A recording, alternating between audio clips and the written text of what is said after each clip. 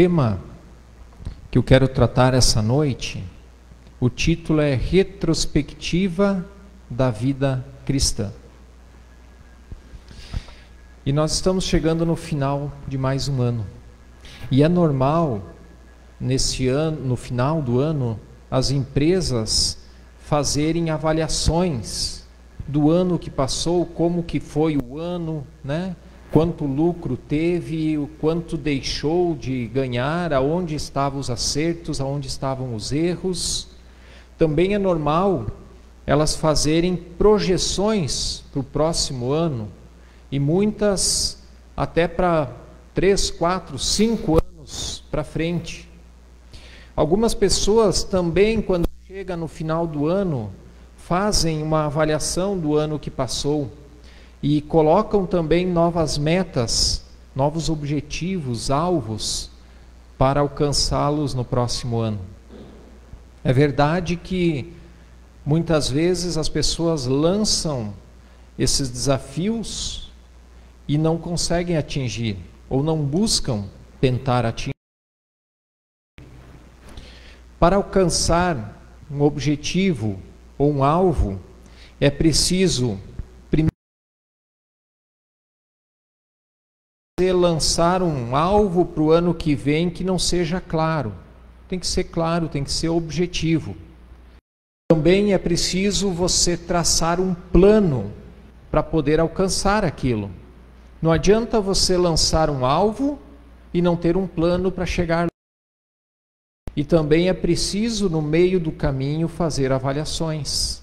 Se está conseguindo ou se não vai conseguir atingir, né?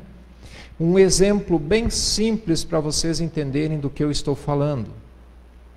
Digamos que um jovem, ele lança um projeto, um sonho, um desafio, que até dezembro de 2022, ele vai ter um carro. É um desafio legal, não é? Conseguir um carro, né? Ele anda a pé ou de carona, quer o carro, seu carro próprio, né? Aí é um objetivo claro, certo? Agora ele precisa traçar um plano. Qual que é o plano? Conseguir o dinheiro. O camarada não trabalha, não busca emprego, dorme até o meio-dia, vive às custas do pai e da mãe. Ele vai conseguir? Sim ou não? O que ele precisa fazer?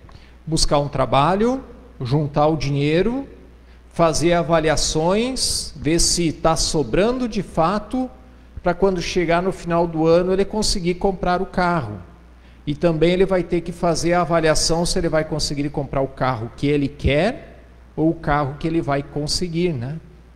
Com o dinheiro que ele economizou. E é assim, você precisa ter um belo plano, um bom projeto para alcançar. Agora, poucas pessoas fazem isso, traçam metas para o próximo ano na vida cristã. Poucas mesmo. Poucas pessoas fazem uma avaliação do crescimento espiritual. Você já fez isso? Chegar no final do ano e fazer uma avaliação da tua vida, o quanto você cresceu neste ano espiritualmente. Traçar novas metas de crescimento espiritual para o próximo ano. Fazer um plano ou um cronograma para alcançar esses novos objetivos. Fazer avaliações periódicas durante o ano de se eu estou atingindo ou não, se eu estou tendo crescimento espiritual ou não, se eu estou desenvolvendo ou não. Raras pessoas fazem isso. E isso deveria ser o papel de todo crente. Todos nós deveríamos fazer isso. E eu quero te desafiar nessa noite a fazer isso do próximo ano.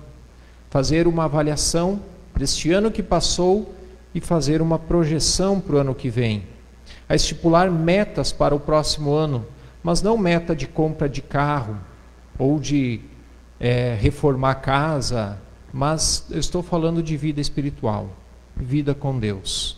Faça esse desafio, fazer um plano claro e objetivo O que eu devo fazer para crescer espiritualmente? E correr atrás e fazer.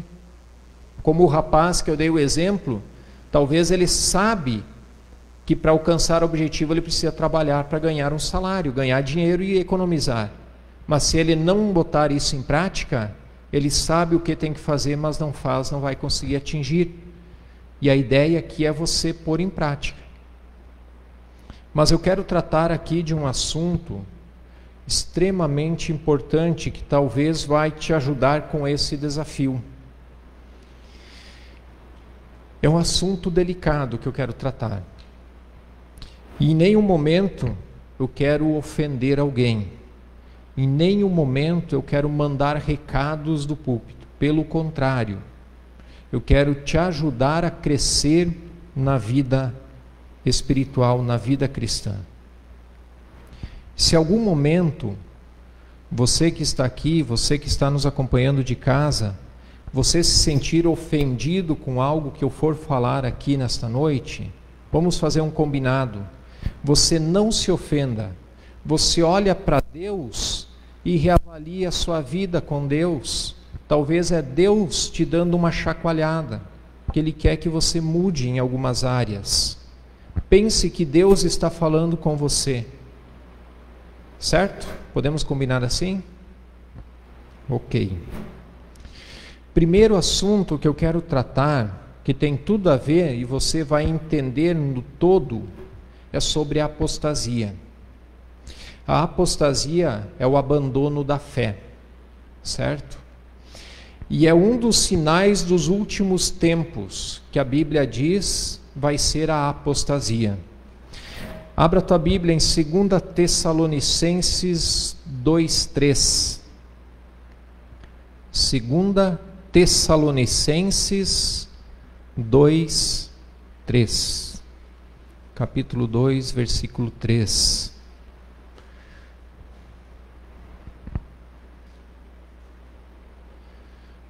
Aqui Paulo está tratando da vinda de Jesus.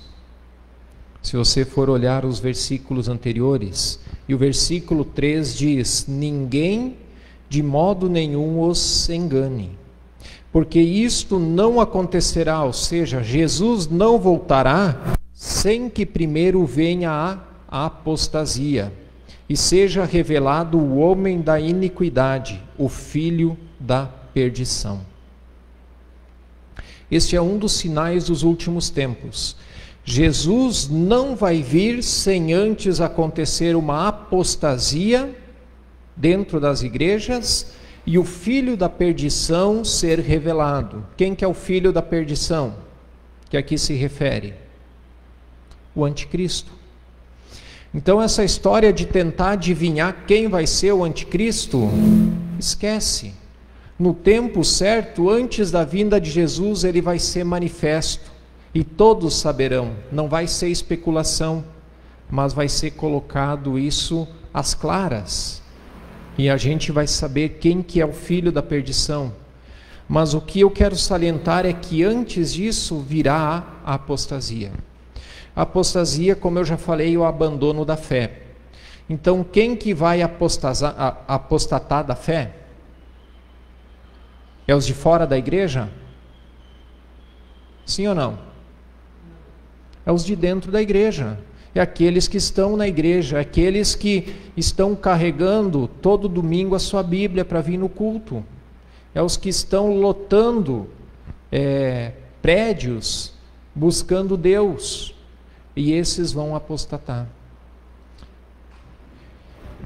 Irmãos, nunca se teve na história uma geração de cristãos tão fracos e propensos à apostasia como nos nossos dias. Você concorda com isso? Nunca, em todos os tempos da história, houve uma geração tão fraca na fé como nós temos hoje, ao ponto de qualquer coisinha abandonar a fé. Crente que é mimado, egoísta, fraco na fé, quer que o pastor fale aquilo que ele quer ouvir e não aquilo que ele precisa ouvir. E por isso que muitas vezes algumas igrejas estão lotadas de pessoas que a gente às vezes não entende como que vão lá, mas porque lá eles ouvem aquilo que eles querem, eles não ouvem aquilo que precisam, eles não ouvem as palavras duras da palavra de Deus, aonde que faz eu me amoldar a palavra de Deus, mas ali eles ouvem só aquilo que eu quero ouvir, que Deus é bom, que Deus é amor, que Ele tem bênçãos para me dar, e aí fica fácil. E é essa geração que está se criando, uma geração que para vir na igreja precisa de uma vantagem, tipo, o que eu ganho para ir na igreja hoje? Eu vou na igreja porque lá vai ter bênção, eu vou ir na igreja porque lá vai ter revelação, eu vou ir na igreja porque lá eu vou poder barganhar com Deus, eu vou levar minha oferta e vou receber muito mais. E as pessoas querem tirar vantagem, porque são egoístas. Crente que não ora, se o pastor cobrar oração, fica bravo, fica emburrado, não quer compromisso com Deus, só sabe pedir aquilo que deseja, mas talvez nunca orou pela igreja ou por outro que está precisando. Essa é a geração que nós temos hoje. Crente que não lê a Bíblia, carrega a Bíblia para cima e para baixo e não sabe os fundamentos básicos da fé cristã. Não quer saber de Deus, apenas quer a bênção de Deus. Crente que não dá bom testemunho. E se o pastor cobrar, chamar para conversar, muitas vezes chuta o balde e quer sair da igreja. E não é o problema sair da igreja, mas sair da igreja falando mal da igreja, falando mal dos irmãos, falando mal do pastor, dando um péssimo testemunho. É essa geração que nós temos hoje. Quer viver a vida do seu jeito, não quer viver de acordo com a palavra de Deus. Mas a palavra de Deus tem que, parece que, se amoldar pelo padrão da vida dele. Crente que não dá o dízimo, e se for cobrado, mete a boca, fica bravo com tudo. E deixa eu falar uma coisa, crente que não dá o dízimo está roubando de Deus, não é do pastor e da igreja, porque Deus disse que um dia cada um vai prestar contas daquilo que faz, certo? E Deus pede para que nós devolvamos como prova de fidelidade 10% daquilo que nós recebemos, certo? Então, quando eu não estou dando, logo eu não estou sendo fiel, certo? Se eu não estou sendo fiel, Deus tem que ser fiel comigo? Sim ou não?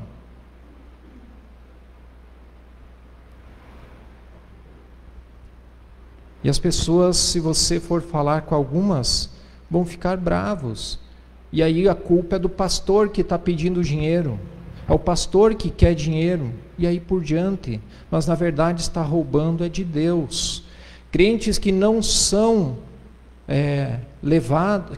levados, aliás, crentes que são levados, como a palavra diz, por qualquer vento de doutrina, arrebatados por modismos evangélicos, não se firmam na doutrina bíblica, porque não sabem, não têm conhecimento e não buscam conhecer. Abra a tua Bíblia em Efésios 4, do 11 ao 14. Nós queremos dar uma olhada com cuidado nesse texto. Nós queremos ver algumas observações dele. Efésios 4, 11 a 14.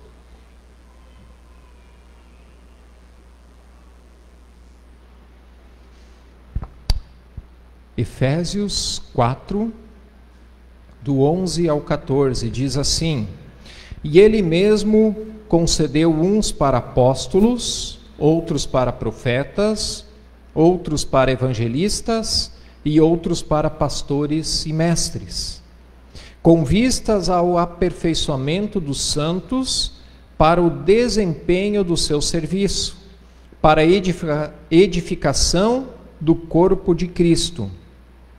O 13. Até que todos cheguem à unidade da fé e do pleno conhecimento do Filho de Deus, ao estado de pessoa madura, à medida da estatura da plenitude de Cristo, para que não mais sejamos como crianças, arrastados pelas ondas e levados de um lado para outro por qualquer vento de doutrina, pela artimanha das pessoas, pela astúcia com que induzem ao erro. Nós aqui neste texto, nós queremos ver 2 pontos muito importantes para a nossa vida. O primeiro é o crescimento espiritual que todo crente deve ter.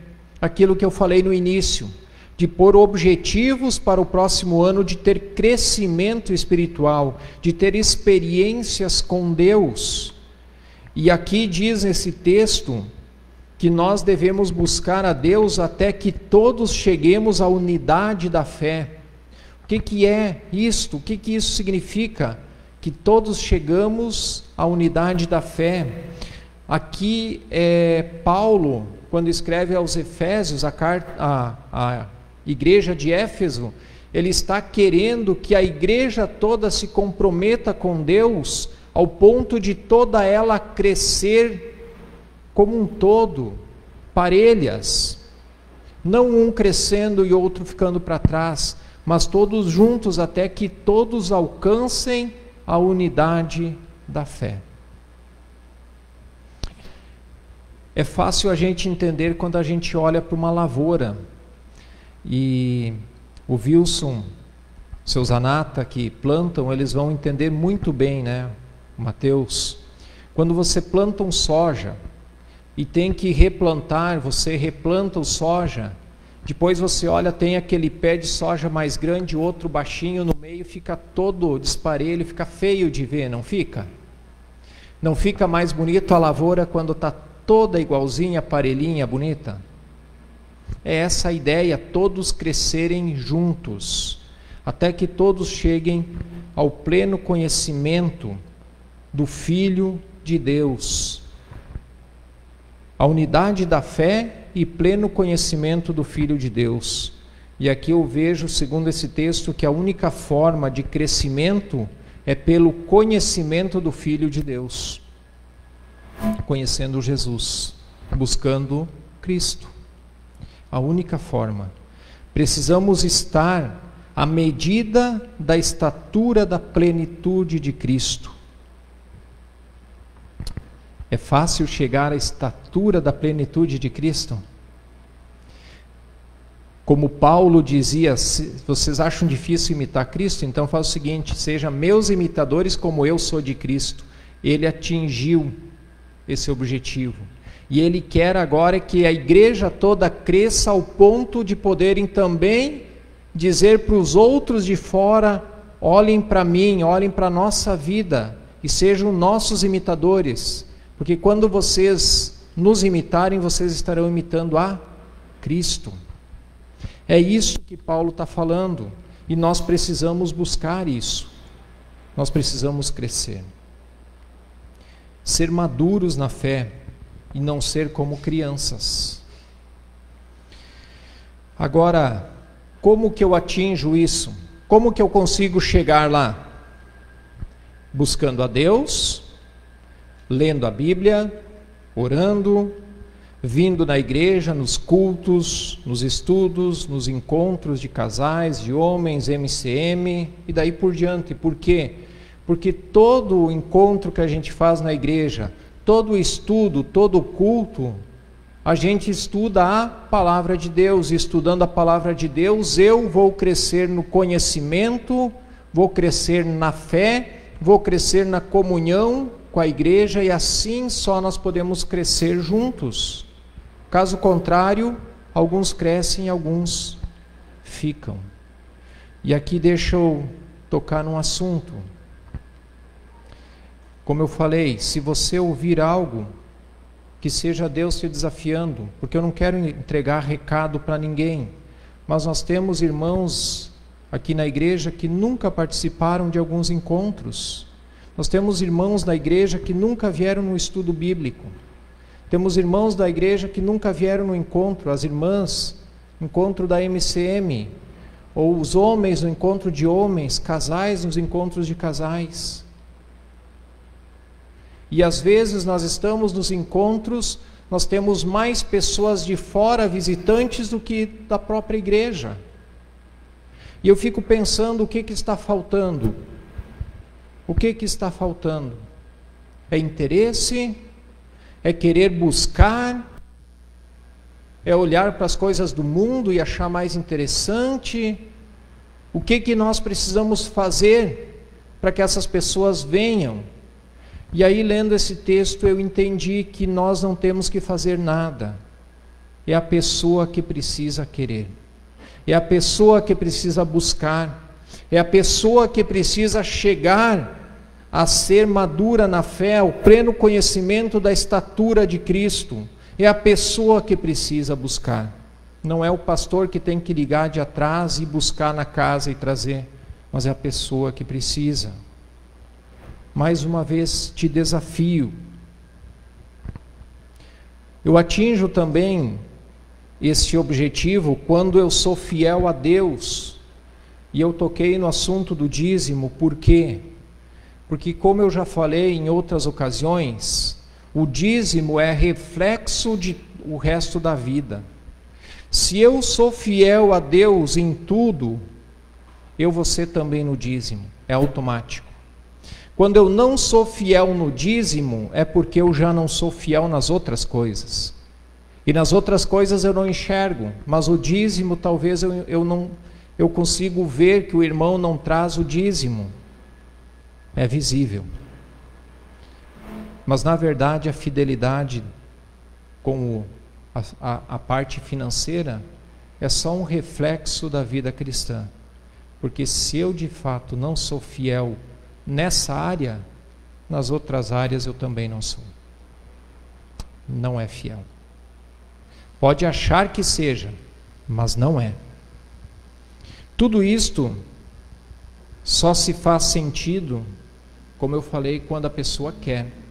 Quando a pessoa entende que ela precisa ser fiel a Deus. Quando a pessoa entende que ela precisa buscar a Deus.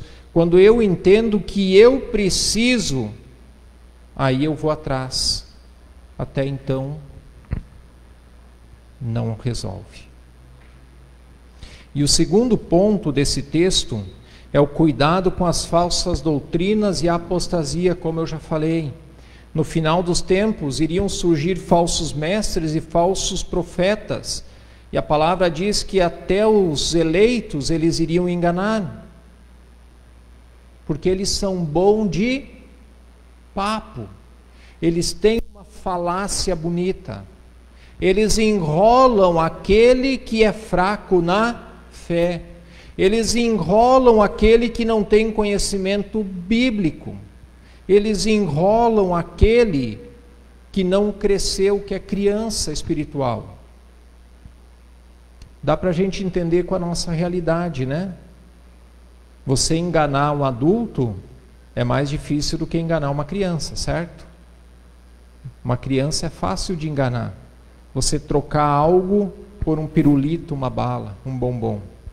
Agora vai fazer isso com um adulto. Você consegue? Diz, eu te dou uma bala, um pirulito, um bombom para você ir comigo. Não vai. Agora a criança cai. E é essa linguagem que está falando aqui no texto, para que não sejamos crianças na fé, mas maduros.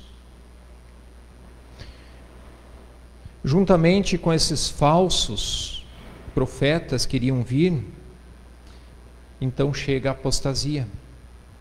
As pessoas que querem viver um evangelho frouxo estão propensos à apostasia.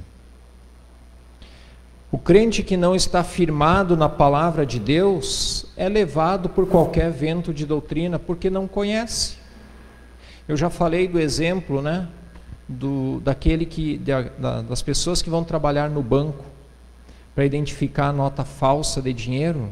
Eles não estudam a nota falsa, eles estudam a verdadeira. E eles passam horas pegando a nota verdadeira, olhando contra a luz, apalpando, vendo os detalhes, sentindo a textura da nota, para quando eles tocarem numa nota falsa, eles sentirem que é diferente.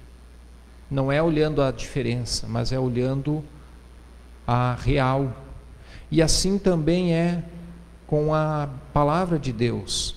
Você não quer ser enganado por falsas doutrinas, você tem que estudar a Bíblia, você tem que conhecer a Bíblia.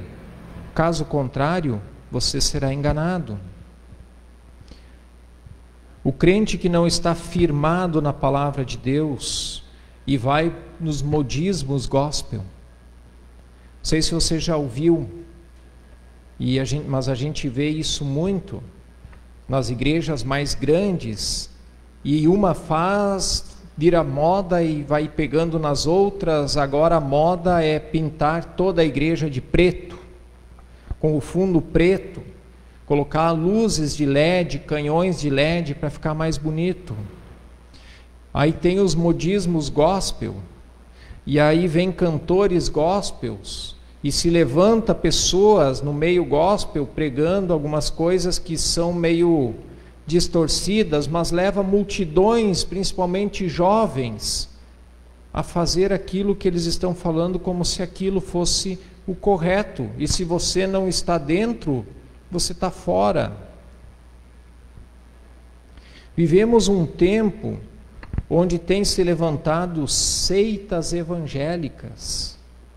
E eu tenho acompanhado alguns grupos evangélicos que têm se levantado no Facebook, no YouTube, aonde que eles têm uma cara de evangélicos, e você vai olhar as pregações deles, eles negam a Jesus Cristo como Senhor e Salvador, eles negam Jesus como Filho de Deus, eles negam a Trindade de Deus.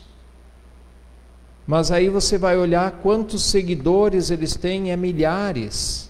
E aí você olha os comentários abaixo, as pessoas dizendo: agora sim eu entendi. Muito boa essa explicação, me abriu o entendimento. Porque são fracos na fé e são levados por ventos de doutrina. Grupos que pregam a salvação pelas obras, e pasmem, grupos evangélicos que pregam reencarnação, e tem pessoas que acreditam.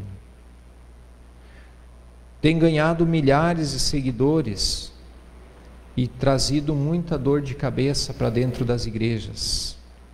Detalhe, a grande maioria desses seguidores, dessas pessoas, desses grupos que têm se levantado, são pessoas de dentro das igrejas. Mais de 90% são de pessoas de dentro da igreja.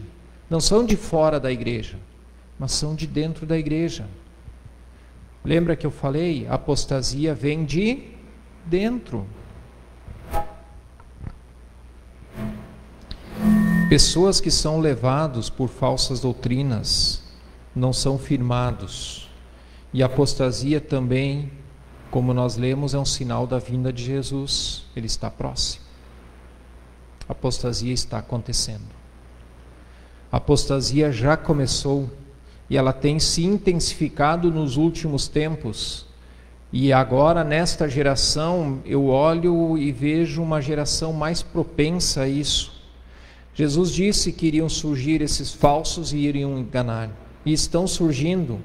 E nós estamos vivendo uma geração em que, se apertar um pouquinho, eles abandonam a fé, eles correm da igreja. Se você apertar um pouquinho, ser um pouquinho mais enérgico com algumas coisas, eles fogem. São indisciplinados, arrogantes, donos de si mesmos, não aceitam a correção, vão na onda dos outros, não aceitam disciplina,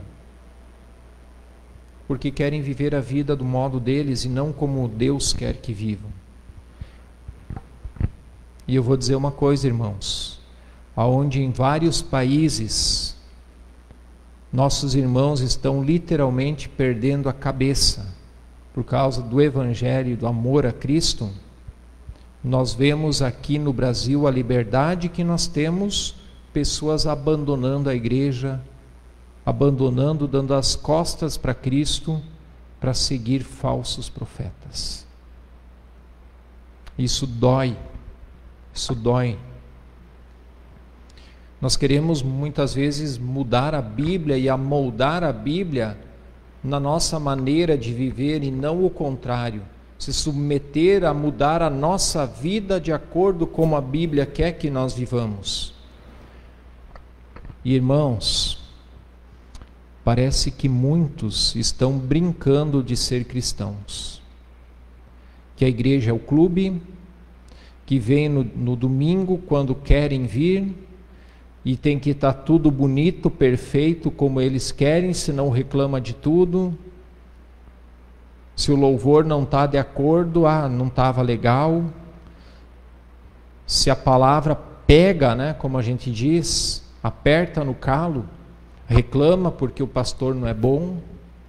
Ou fica olhando para a vida dos outros e dizendo, essa pregação servia para o fulano, para o beltrano. Mas nunca olha para si mesmo. O Evangelho não faz mais efeito na sua vida. Parece que estão brincando. Mas eu quero falar uma coisa muito séria. Jesus, ele não brincou de morrer na cruz. Deus, ele não brincou ao deixar Jesus morrer na cruz e não atender o seu pedido que foi, Senhor, se possível, afaste-se de mim esse cálice. Deus permitiu Jesus ir até a morte e ele não estava brincando. Os discípulos de Jesus não estavam brincando de ser cristãos quando tiveram mortes horrendas, ao fio da espada, cerrados no meio, crucificados. Nossos irmãos, como eu falei, em países fechados para o Evangelho, eles não ficam brincando de ser cristãos e perdendo literalmente a cabeça, sendo decapitados por não negarem a Cristo. Não é brincadeira.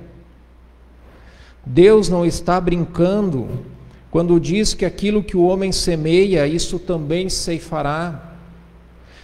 Jesus, ele não está brincando quando diz que só há dois caminhos, um que conduz à vida eterna e o outro à perdição eterna. Deus, ele não está brincando quando diz que um dia ele vai se assentar no trono para julgar a todos. E nesse dia do julgamento, muitos irão ser jogados para o lago de fogo. Isso não é brincadeira. Você pode até estar levando as coisas de Deus na brincadeira, mas Deus não está brincando. E um dia ele vai cobrar cada um segundo as suas obras. O Evangelho é muito sério. Deus, ele quer pessoas maduras, comprometidas, fiéis, humildes, prontos a ouvir e que põem em prática a Bíblia, a palavra, na sua vida. Eu quero te desafiar nessa noite. Eu quero te desafiar para que neste novo ano, que você seja mais comprometido com Deus. Que neste ano, você busque mais a Jesus. Que seja encontrado, como a Bíblia diz, servo bom e fiel, fiel em tudo. Que pare de brincar de ser criança na fé, mas busque o crescimento espiritual. Que você lance metas para que dezembro de 2022 você possa olhar para trás e ver uma pessoa totalmente diferente daquela que começou o ano, uma pessoa mais madura espiritualmente falando, uma pessoa que conseguiu crescer. Eu te desafio a buscar mais Deus, mais de Deus, e ser também mais para Deus. Você aceita o desafio? Você pode dizer amém? Eu te desafio para que juntos possamos crescer na unidade da fé, para que possamos chegar à estatura de Cristo. Amém? Vamos orar. Senhor, te louvamos e te agradecemos, Senhor, pelo ano que está findando, por tantas bênçãos derramadas sobre nossas vidas, muitas vezes, Senhor, sem merecê-las, mas por misericórdia, por graça, por amor a nós, Tu nos concedeu. E nós te louvamos, Senhor, por tantos livramentos. Talvez nós nem ficamos sabendo, mas talvez quantas vezes Tu colocou a Tua mão e nos livrou de perigos, nos livrou de doenças e talvez nos livrou até da morte. Te louvamos, Deus, porque somos fracos, somos falhos, limitados pecadores, mas Tu te importas conosco e Tu nos ama. E eu quero te louvar, Senhor, pela Tua palavra que é viva e eficaz. E eu te peço, Senhor, que Tu estejas tocando no coração de cada um, que cada um, Senhor, possa se comprometer mais com o Senhor, a buscar mais do Senhor e ser mais para o Senhor. Que cada um possa reavaliar a sua vida espiritual e querer, Senhor, buscar o crescimento. Senhor, que cada um que aqui está ou que está nos acompanhando de casa, que possa, Senhor, fazer esse desafio e Te buscar mais, mais e mais. Senhor, eu Te peço, toque no coração de cada um e nos ajude, Senhor, que muitas vezes o caminho é longo e árduo. Tua palavra diz que o caminho é estreito e por momentos é difícil. E nós precisamos da Tua ajuda. E nós Te pedimos, Senhor, venha com o Teu Espírito Santo, toque em nossos corações e que Tu possas estar nos renovando a cada dia, para não desistir no meio do caminho, mas para continuar essa jornada de Te buscar, de andar com o Senhor, de ter uma vida em santidade, uma vida de fidelidade a Ti. Eu quero Te pedir, Senhor, nos ajude, para que nós possamos chegar em dezembro do ano de 2022, diferentes de como estamos hoje, que possamos atingir a maturidade espiritual, que possamos atingir, Senhor, um crescimento na fé, na medida da estatura de Cristo. Nos ajude, Deus, nos ajude. Eu não sei o que cada um tem pensado, eu não sei o que cada um tem colocado no seu coração nesse momento, mas Tu sabes, Senhor, aqueles que têm topado esse desafio, que Tu estejas abençoando, e aqueles que talvez estão pensando, é bobagem, e querem continuar uma vida de meninice na fé, uma vida de brincadeira na fé, que eles possam se reavaliar, que Tu estejas tocando o coração deles e que eles possam parar e pensar naquilo que estão fazendo com a liberdade cristã, com a sua fé, com a sua vida. E eu te peço, Senhor, abençoa-nos. Abençoa a tua igreja aqui em Nonoai. Abençoa os demais que estão nos acompanhando de casa. É o que eu te peço, Senhor. Abençoa-nos, Deus. Em nome de Jesus. Amém e amém.